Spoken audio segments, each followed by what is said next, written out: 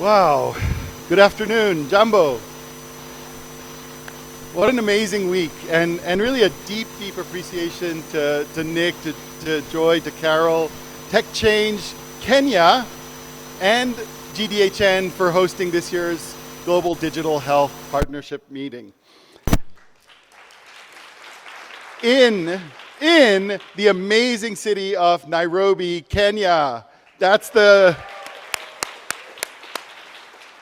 It's been incredible hard work, and we've all enjoyed 3 days of magic, and I think we recognize that it's really magic that's happened here. Kenya is really a special place. Not because this is the region where humanity emerged 200,000 years ago, and for those of you who are wondering, no, I wasn't around then, but it's also because Africa is helping to define where humanity is going, using technology wisely to solve the pressing problems that we face. In this room, we have doers, we have thinkers, we have dreamers who are driving this change. And I really want to thank you. Over the last 3 days, you've shared your insights and your experiences. And this, frankly, has become so much more than a digital health meeting, because we've been discussing equity, gender, child and maternal health, mental health, climate change, and cross-cutting issues like financing and human rights. And so for all of us in this room, this meeting is more than just digital. It's about confronting injustice and inequity in health and doing something about it together. So I know many of us will be sitting for many hours later tonight in metal tubes as we cross oceans to go back to our homes. And WHO officially says that sitting is the new smoking. So I'm going to ask you to just stand up for me for 1 second. Stand up and look around at the people around you. Look left, look right, look behind you. Is there someone you don't know? Just reach out and say hi to that person. If there's someone you don't know, reach out, say hi. All right? Okay? All right. So let's go ahead and sit back down. I've inserted a bit of chaos into this. So go ahead and sit back down. That's great. You've gotten your adrenaline going, and you've got your epinephrine going for meeting new people. According to the hotel, this room holds 800 people. But what if all the people you see here today, the smiling faces you just met in the last few seconds, were not alive tomorrow? This is the case for family and friends of the 800 women around the world who die every day from preventable causes related to pregnancy and childbirth in 2024. 2024. Let that sink in for a minute. Preventable causes every day. So for 3 days, we've enjoyed amazing food in well air-conditioned and well-lit rooms with strong and reliable internet connectivity. And for many people around the world, including here in Kenya, we may as well be on another planet. 1.2 billion people without access to electricity, 2.2 billion without access to clean water, and 2.6 billion people disconnected. So these are the sobering statistics that are, for us, the antidote to hype. But despite that, we should still leave this meeting filled with hope and with refreshed spirits, celebrating that this GDHF milestone of being held in the global south. It feels grounded, it feels pragmatic, and it's not dwelling in the promises or the possibility of what could be, but it's bringing out the hard questions of, should we do digital and AI just because we can? That came up in a number of side panels. Can we recommend digital or AI given limited resources, infrastructure, and governance? And most importantly, what I heard over and over again was, are we building for others or are we building with them? And ideally, helping everyone build for themselves. And many of us who've been working in this field for 10 or 20 years, we have to celebrate the achievements that we've made. We've come a long way. We have WHO guidelines on best practices for digital health investments. 129 countries have digital health strategies. We have national digital health transformation agencies, many of whom are here in the room today. And together, we have launched a global initiative on digital health. Investments in this space are growing, and universities, many of whom are here as well, have degrees in digital health. But we have to admit that we are far from achieving the goals that we set for ourselves. The pandemic showed us many ways in which the promise of digital health fell short. Studies have shown that digital failures were as much human as they were technical. There were laws, there were proprietary systems, there was a lack of trust in the privacy and the technology that all contributed to our inability to use digital in the way that we thought we could have. We didn't have the local infrastructure and standards in many countries to allow digital solutions to pivot and serve the need of the hour. So changing course requires prioritizing health systems and addressing disparities in access to care and services, especially for vulnerable populations. It means addressing gender inequities. It means ensuring accessibility for people living with disabilities. So how do we move forward? Faster. And can we move forward? I think the answer is yes. Smisha Agarwal at Johns Hopkins University at the first day opening ceremony said the following: health has to be at the center of what we do. Digital is a means to strengthen how we deliver health for all. But we have to do better in thinking across sectors, learning from what drove digital transformation in banking and in transportation. We're in the home of M-Pesa, one of the revolutions that has changed the world with regards to financial inclusion in Africa and beyond. We need to engage with the broader global health discourse. Despite the fact that we talk a lot about silos, we can do better in talking to and including health systems, health financing, and health policy experts in these discussions. We've learned at least one important lesson that we see countries around the globe investing in. We just had a session 15 minutes ago about country-led digital transformation. And it is, you cannot build skyscrapers without deep and robust foundations.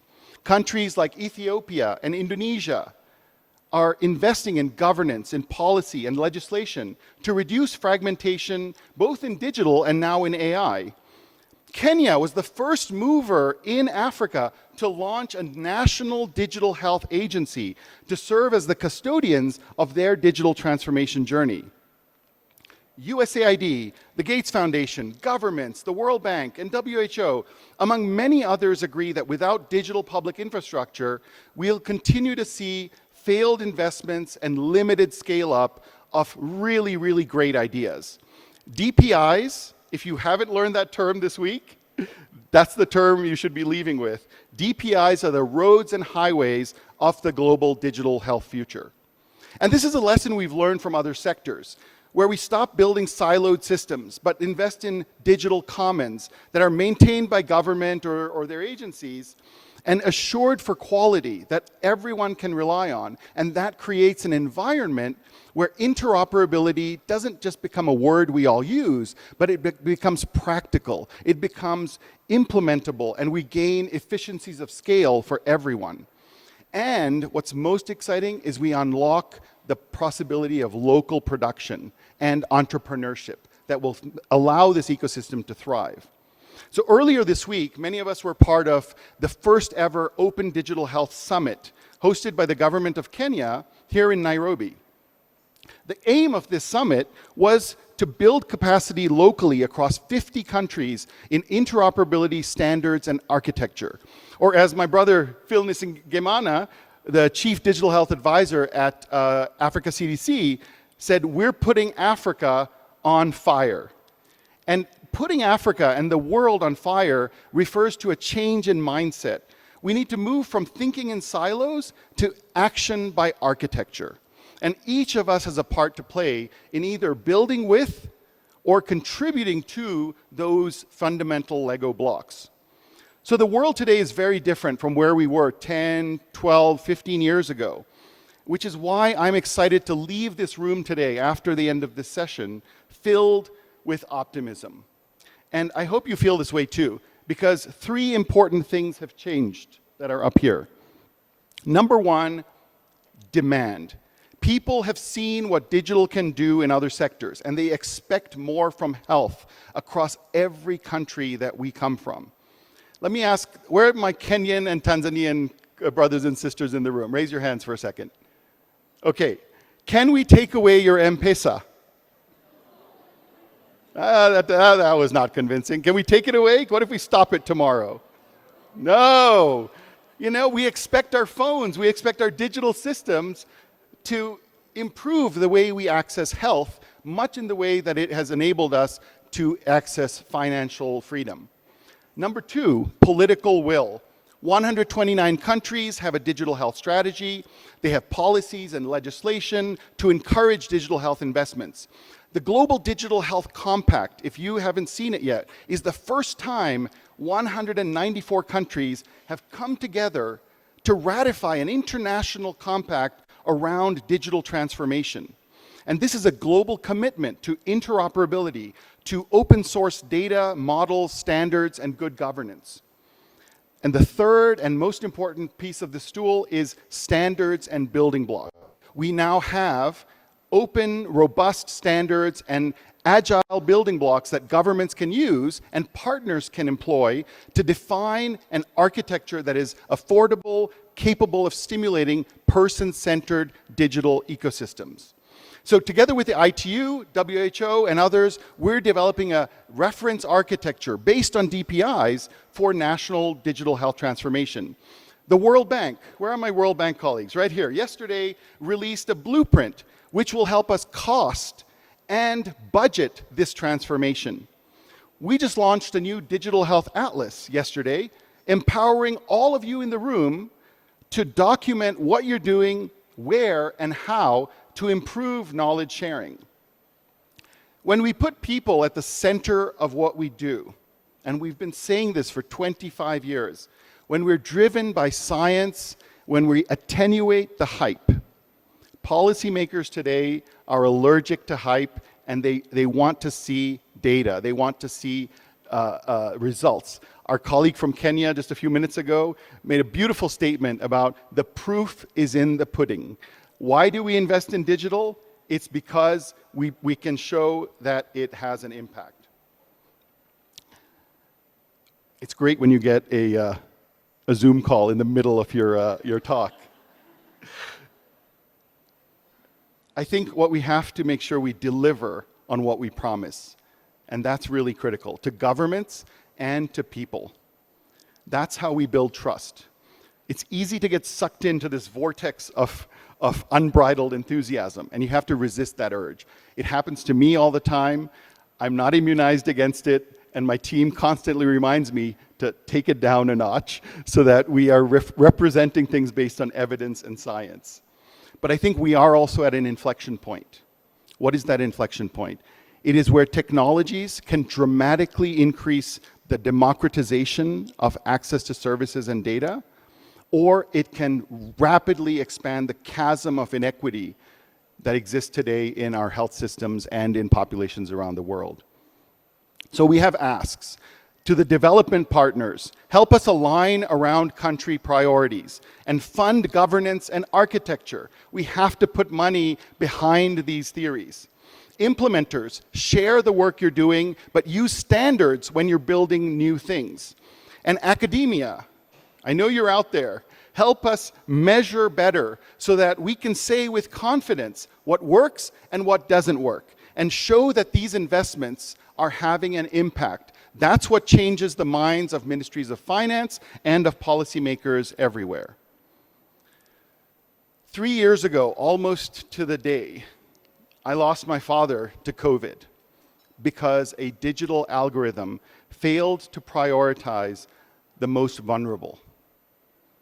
We have to harness this outrage that we all should have, that during the COVID pandemic, 7,076,000 329 people lost their lives to a virus against which we have a highly effective vaccine. Many of these deaths occurred because we could not get proven solutions like vaccines and oxygen to those who needed it when it mattered the most. Digital should have delivered more than it did. And it did deliver where there were solid foundations. The future of global health, frankly, is in our hands. And together we can rewrite the story for the 800 women losing their lives every day and the millions of others. Asante sana, and thank you very much.